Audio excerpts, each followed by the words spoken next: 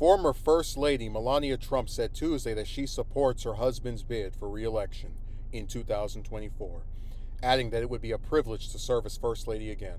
My husband achieved tremendous success in his first administration, and he can lead us toward greatness and prosperity once again, Trump said in an interview with Fox News Digital.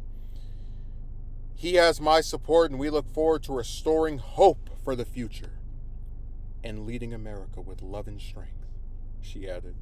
Former President Trump currently sits well ahead of other current and potential Republican candidates in the polls.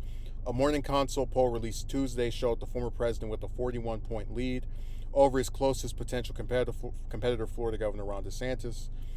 With President Biden now officially in the race, the 2024 election has potential of becoming a Trump-Biden rematch. I hope not. I really, really hope not.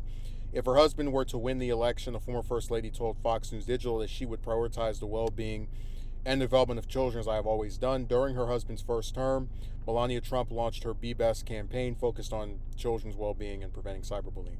My focus would continue to be creating a safe and nurturing space for children to learn, grow, and thrive, she said. If additional problems arise, I will take the time to study them and understand their root causes. So, I generally don't cover stories with any politician's wife, but the reason I covered this one is because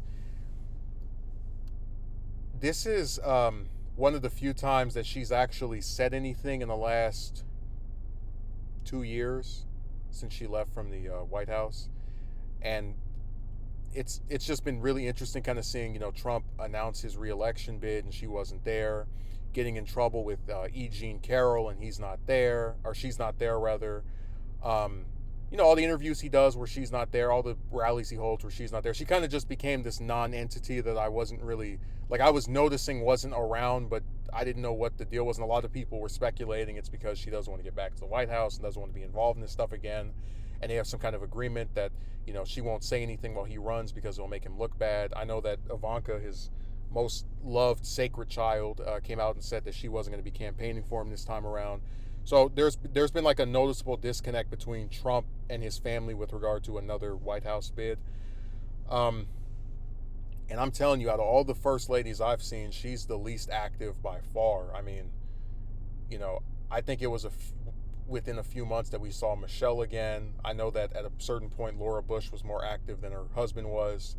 With Melania, she left the White House and she hid under a tree or some other type of, rock. Just vanished.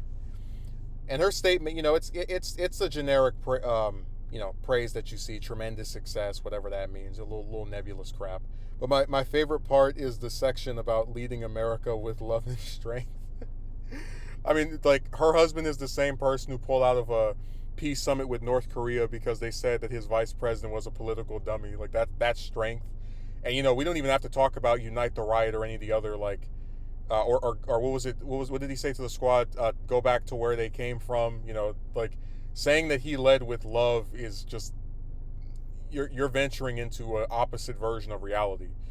But where she says that she prioritized the well-being and development of children, as I've always done, I don't really think the Be Best campaign really worked because it was you're trying to prevent cyberbullying, but then you're married to the biggest cyberbully ever. And she did, to her credit, recognize the disconnect, but she also said that she can't stop her husband from doing things, which is true.